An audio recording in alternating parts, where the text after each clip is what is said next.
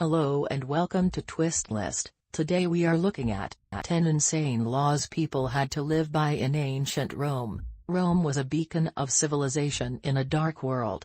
In the words of one of their own, Rome was the seat of virtue, empire, and dignity, ruled by laws so just that they could surpass the libraries of all the philosophers. The Romans, though, had a different definition of virtue and dignity than we do today. Some of the laws the Romans were so proud of were a little bit strange, and some of them were outright insane.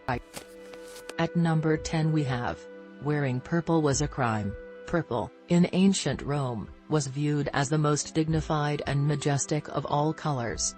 The emperors would dress themselves up each morning in the finest of purple togas, and they looked so good in it that they wouldn't let anyone wear it. The law against wearing purple was a sumptuary law, a Roman law designed to keep lower classes from making extravagant displays of wealth. Romans wanted to be able to take one look at somebody and know their social standing, to make sure they didn't go around accidentally being polite to peasants. These laws were strict. If you weren't a citizen, you weren't allowed to put on a toga. Purple togas were reserved for the emperor, because purple dye was incredibly expensive. It had to be imported from Phoenicia, where they made the dye from mollusks. To make enough dye for one toga, they had to crush 10,000 mollusks, so a purple toga was literally worth its weight in gold. The 9th spot on the list is occupied by, women were forbidden from crying at funerals. A Roman funeral started with a procession, where people would walk your body down the street, weeping as they went. The more people you had weeping, the more popular people figured you were. So, to impress their neighbors, some people hired professionals to pretend to cry. Women who didn't even know the deceased would be paid to walk in the procession, literally ripping out their hair and scratching their own faces in make-believe sorrow as they went. It got so bad that they had to outlaw crying at Roman funerals, just to keep people from hiring actors. Number 8 on our list is, fathers could murder their daughters' lovers. If a man caught his wife having an affair, he was encouraged to lock his wife and her lover up and call every neighbor he could to come see. He had 20 hours to call as many neighbors as he could and invite them to check out the guy his wife has been sleeping with. He then had 3 days to make a public declaration describing where he found his wife, who was having sex with her, and any extra juicy details he could supply. He was also legally required to divorce his wife, or else he would be charged with pimping. He could murder his wife's lover if he was a slave or a prostitute. If it was a citizen, though, he would have to talk to his father-in-law. Fathers, in Rome, could legally murder their daughters' lovers no matter how nice of a toga they wore. If a woman caught her husband having an affair, pretty much the only thing she could legally do was cry about it, as long as there weren't any funerals going on nearby. At number 7 we have, the ultimate punishment was drowning in a sack filled with animals. If you did something sort of bad, you'd get away with a simple beheading. If it was really bad, they'd take you up to the roof of the prison and throw you off. And if you killed your own father, you were sentenced to something truly horrible. If someone was found guilty of patricide, they were blindfolded and told that they were unworthy of light. They would then be taken to a field outside of the town, stripped naked, and beaten with rods. When you couldn't take any more, then put you in a sack, throw in 1 serpent, 1 dog, 1 ape, and 1 rooster, and you and your whole menagerie would all be sewn in there together and thrown into the sea. Number 6 on the list is, prostitutes were required to dye their hair blonde. Roman ladies all had naturally black hair. Natural blondes, in Roman time, were barbarians, especially the Gauls.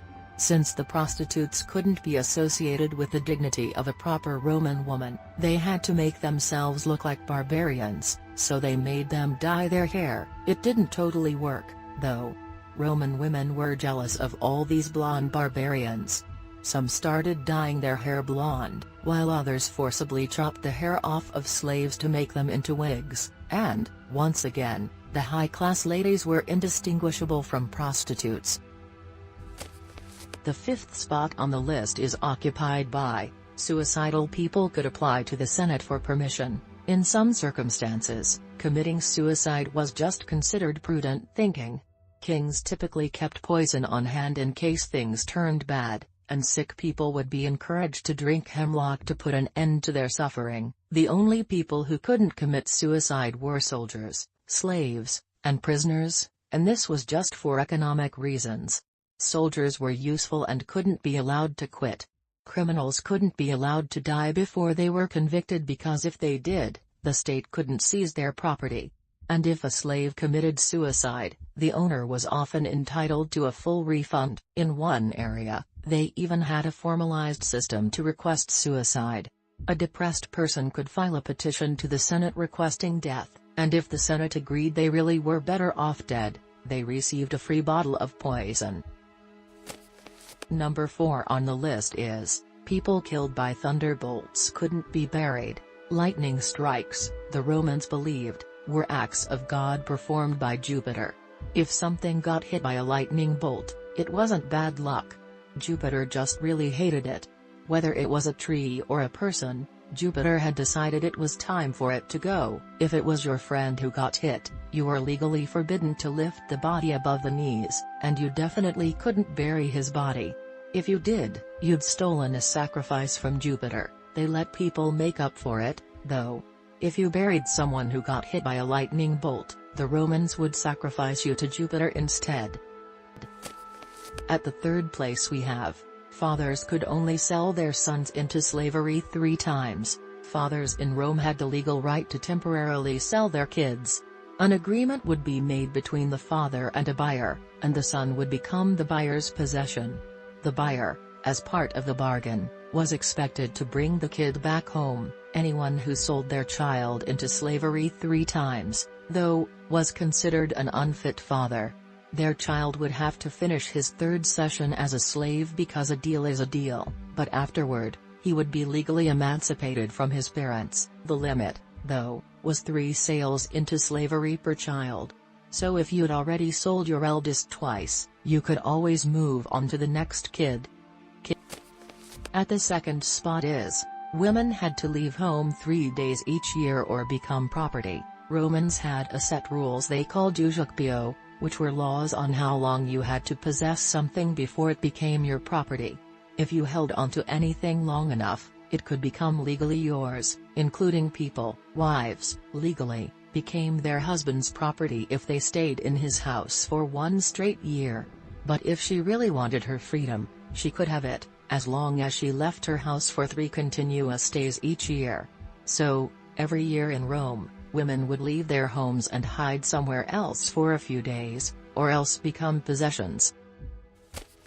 And finally, at number 1, fathers could legally murder their whole families. In the early days of Rome, there was no limit to what a father could do to his family. He could dole out any degree of abuse he could imagine. That didn't just mean he was allowed spanking. If his children misbehaved, he could straight up murder them. Fathers held on to those rights even after their kids grew up. Daughters still had to fear their fathers after marriage, and his sons only earned independence when their fathers died. In time, Rome relaxed these laws a little bit. The right to murder family members ended in the 1st century BC, although, even then, they kept a few exceptions. Now, the law said, fathers could only murder their sons if they've been convicted of a crime. Thanks for watching. If you enjoyed this video and would like to see more, then please hit the subscribe button.